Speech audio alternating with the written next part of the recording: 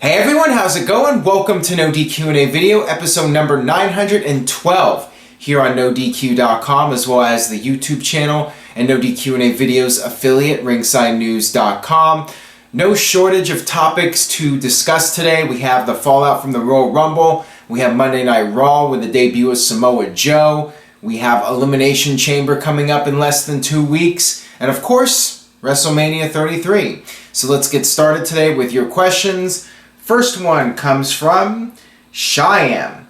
Your thoughts on Kevin Owens versus Goldberg for the Universal title? In my opinion, it's not good because Goldberg performs his finishers only, lack of moves. I do like the fact that Goldberg is doing a match with somebody other than Brock Lesnar. I think that is a positive. I get what you're saying though, and I think some people will be upset about Goldberg beating Kevin Owens, and that's how Kevin Owens' Universal title run ends. Quite frankly, for me personally, I would rather see Owens versus Jericho for the Universal title. I do not think that Goldberg versus Lesnar needs to be for the Universal title, but WWE is going to try and make Goldberg and Lesnar as big of a match as possible. So I'm expecting Goldberg to be the Universal Champion, and Kevin Owens will end up challenging Chris Jericho for the United States title at WrestleMania. That's what I'm expecting to happen. Maybe Jericho will end up costing Owens the title at the pay-per-view. One would think that Jericho will be involved if Owens does end up facing Goldberg for the title, but nothing's confirmed yet for Fastlane. We do know that Goldberg is expected to have a match at Fastlane, and if he's going to have a match, he's going to be in the main event. One would think that he'll be up against Kevin Owens for the Universal title, so we'll see how that goes. Got this one here from Bradley. Do you think that WWE should do Owens versus Goldberg for the Universal title with Lesnar in the front row, similar to No Way Out in 2004? No, I don't think that that's necessary if WWE does that match, and like I said, I'm guessing Jericho will be out there, and I think that that's enough. At this point, Lesnar's not being advertised for Fastlane, and I do not think you need to have him there. Why have him get involved? I mean, he would want Goldberg to be the Universal Champion so he could potentially become champion. Why would Lesnar want to cost Goldberg that match? So that would not make any sense. To me, it's fine just having Jericho out there, and will the match be any good? I mean, with Jericho taking bumps and whatever gimmicks WWE uses for that match, I'm sure they'll be able to work around Goldberg's limitations as much as possible. But yeah, I definitely see the concern with that previous question about how Goldberg has a very limited move set and how's that going to make Owens look. I mean, they'll find ways to work around it with Goldberg perhaps beating up Jericho and taking turns working over both guys. They'll double team them. Maybe they'll do a no DQ match again or some sort of stipulation, something where Goldberg's weaknesses are hidden in the match. Got this one here from Psych Zany. Can you see Undertaker costing Reigns the match at Fastlane to give Reigns a reason to fight Undertaker at WrestleMania?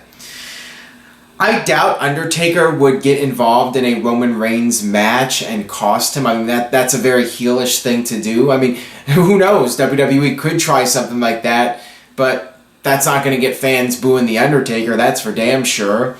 I don't see Undertaker getting involved in that fashion. I mean, what I expect to happen is Undertaker will show up on Raw at some point and challenge Roman Reigns for WrestleMania. He'll come out and just confront Reigns man to man. I mean, Undertaker interfering and costing somebody a match, I mean, that's not the way Undertaker does his business. So I'm not expecting that to happen, and to me it would not fall in line with Undertaker's character. I mean, he's the kind of guy that will confront you face to face and issue a challenge. So I'm not expecting that to happen. Got this one here from Brett. I've been watching wrestling for 20 years. I feel that Undertaker needs to hang it up. What do you think? I would agree. I think that it's close to the end of Undertaker's career, as I mentioned in previous videos. I mean, every time we say he's going to retire, he keeps coming back for another year, but based off of what I've seen from Undertaker lately and at the Royal Rumble, it seems like his body is not able to even do 1 or 2 matches in a year. It really feels like he needs to just step away. And as great as his character is, I mean, there's nothing left for him to prove. I've said this before in other videos. There's nothing else he needs to do, and with the streak being over, it's not like Undertaker being at WrestleMania has to happen now. There's no real obligation for him to be there other than he's another legend with name value to boost the WrestleMania card. But WrestleMania doesn't need Undertaker anymore. I mean, I hate to say that, but it's true. WrestleMania is a brand in itself, and people go to WrestleMania because it's WrestleMania. They sell tens of thousands of tickets without any names being announced for WrestleMania. It's the brand that people spend the money to see. They spend the money to be part of the WrestleMania experience, and it doesn't really matter who's on the card. The card is secondary almost, but WWE every year tries to bring in the big names and focus on the big names, but it's not like it's really necessary at this point. Undertaker, I would say he goes out there, has one more great match. Maybe if he can do WrestleMania 34, do it, but I would strongly consider having this be Undertaker's last WrestleMania and let him go off with one more big match and just let that be it, Why keep pushing your luck with him? There's always that risk of something bad happening to Undertaker and he gets seriously hurt at WrestleMania, and is that how you really want his career to end? I mean, you look at Sting and what happened with him and Seth Rollins. Do you really want something like that to happen to Undertaker at WrestleMania where he gets badly injured and that's the last thing people remember from The Undertaker at WrestleMania? Got this one here from @Aussie3. Hey Aaron, who would you see Seth Rollins facing at WrestleMania? Samoa Joe or Triple H? My heart says Samoa Joe, but my brain says Triple H. I mean, I understand the logic in doing Rollins versus Triple H. This is what WWE has been building up for several months, and it really would not make sense to not do that match at WrestleMania.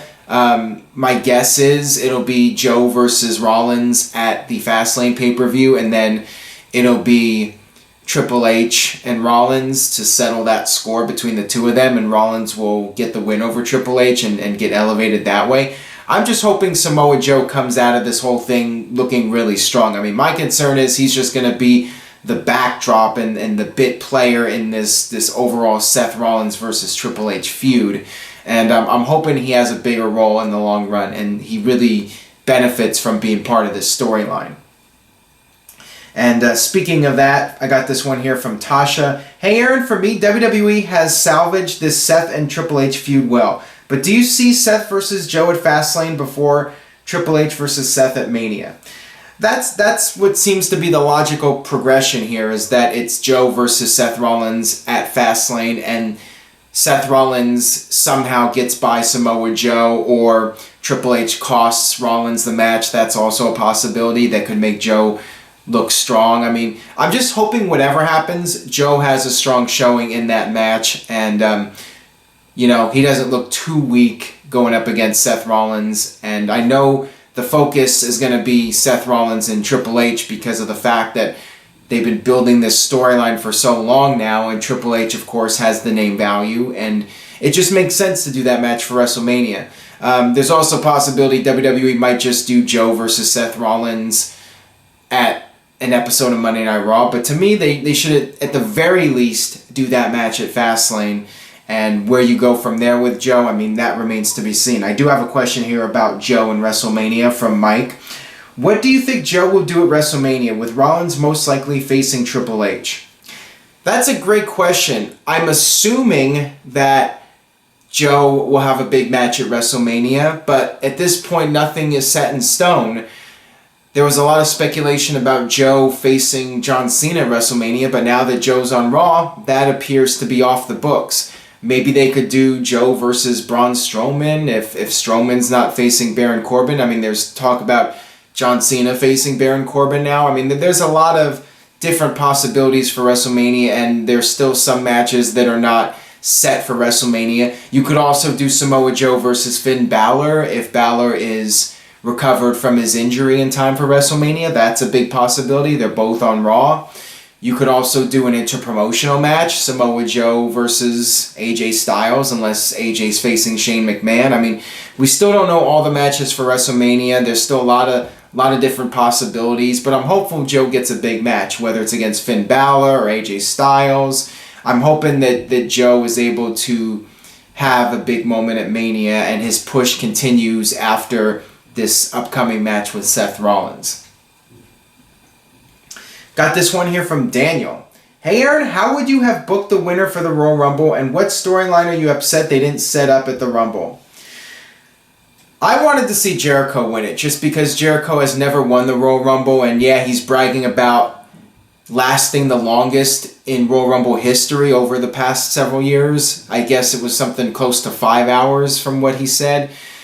And he was calling himself the 61-minute man for being in the match almost the entire time. But I would have liked to have seen Jericho win the Royal Rumble. To me, that would have been better than Orton winning. But, you know, WWE wanted to go in that direction with Orton. And I'm thinking they're doing Orton versus Bray Wyatt at WrestleMania, or possibly a multi-man match with Cena and AJ. I mean, there's possibilities for that. But I would have liked to have seen Jericho and Owens for the Universal title, with Jericho winning the Royal Rumble. I mean, to me, Owens and Jericho, they've spent so much TV time on that.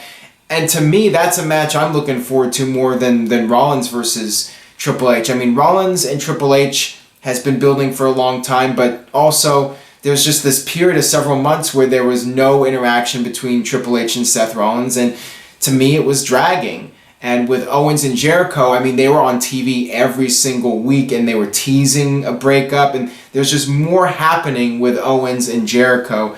And I've been more emotionally invested in that match and seeing where things go with that. I think that they should have gone with that as the Universal title match. It doesn't look like it's going to happen now, and since Jericho did not win the Rumble, I mean, whatever. I mean, Jericho is the U.S. champion, and I'd like to see the U.S. title defended in a big match at Mania. So, you know, to me, it's fine, but I would have gone with that. And the other part of your question, what storyline was I upset that they didn't really set up? I mean, I wasn't thrilled about what WWE did with having Lesnar be eliminated by Goldberg, but you know, I'll see how this thing plays out with Lesnar and Goldberg. I mean, I liked Paul Heyman's promo on Raw, and they still have plenty of time to build up this match and get people excited for it. I mean, right now, I'm not sure how I feel about it. I definitely have mixed feelings. I mean, looking at it in the storyline from Goldberg's perspective, why even do one more match with Brock Lesnar? There's no need for that. So there's got to be more to it, I think, for Goldberg to want to do the match. If he just shows up on Raw next week and says, "Yeah, I'll do one more match," I mean, why? What's the point? Alright, this next one comes from I've Got Kids 33. How hard is it to report spoilers as your job but also being a fan at the same time? It actually has not been that hard for me, believe it or not. When I was a kid, my dad told me very early on about wrestling being fixed and these guys not really hating each other in real life. They were all friends, and I was always fascinated with the stuff that goes on behind the scenes, and I would read the newsletters back when I was a kid. When I started the website, you know, spoilers were definitely a big deal back then even. I remember WWE spoiling Mick Foley winning the world title, and that did not take away from the moment. I still tuned into Raw, and I was still really into it despite knowing the outcome before I saw it. To me, spoilers can make a difference to some degree, but at the same time, I think if the story is told well, then it doesn't matter all that much. Yes, it would be ideal to not know what's happening, but at the same time, I do like knowing what's going on and how the pieces are being put together and what's going on behind the scenes. I find that stuff really interesting. So it hasn't really been that big of a deal for me personally. This one comes from Jeremy James 24. 2 questions. What are your thoughts on Holy Foley, and what do you think is Foley's most underrated match?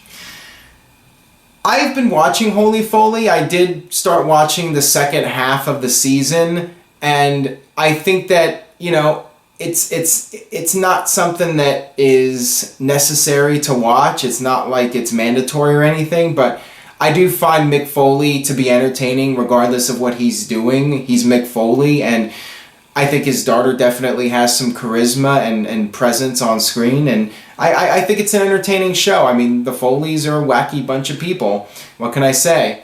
And as far as Foley's most underrated match, that's a tough one because there are a lot of underrated matches. I talked about the WCW match before with Mick Foley as Cactus Jack teaming up with Max Payne against the Nasty Boys at Spring Stampede. You know, that was one of WCW's most hardcore matches. That one was always a favorite of mine.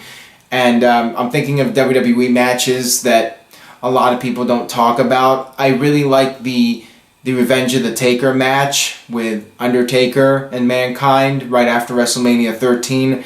That was a good one. Shawn Michaels and Mankind had a rematch on Raw. They were billing it as the rematch from Mind Games. It was, I believe, August or September of '97, somewhere around there. They had a one-on-one match, and that one was really good as well. And also the Cactus Jack versus Triple H MSG Street Fight on Raw, the same Raw where Austin stunned Vince for the first time. That was a really good match as well. So those would be the ones that I remember really fondly that a lot of people don't talk about. Got this one here from Michael.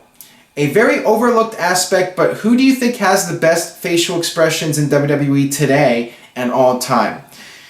All time, I mean, I would agree that is somewhat of a lost art, and wrestlers back in the day, I mean, they would very much rely on facial expressions to tell a story. I always liked Hogan. Hogan was great at telling a story through his face, and Steve Austin. I mean, I think back of some of the great reactions, and like the '97 Rumble when Bret Hart's music hits and Austin's in the ring. His reaction was priceless. I mean, that they say a picture tells 1,000 words, and Austin's reaction was classic. And then when Dude Love came out as Austin's partner that same year, you see Austin's reaction. And with Hogan, you know, when the Ultimate Warrior debuted in WCW, Hogan's there and his bottom lip is quivering and stuff like that to get the wrestler's reaction to something happening. You know, I'll give Reigns credit. You know, when AJ debuted, I liked Reigns' reaction to that. Looking at guys today in WWE, I mean, I'll give Reigns credit. You know, Kevin Owens, Chris Jericho, of course, has always been great.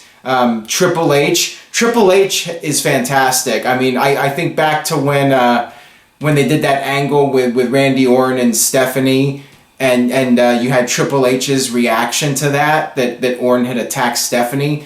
That was unbelievable. Triple H was really good in that. Triple H, I think, is one of the best in the business ever. I would definitely say today Triple H would be my favorite.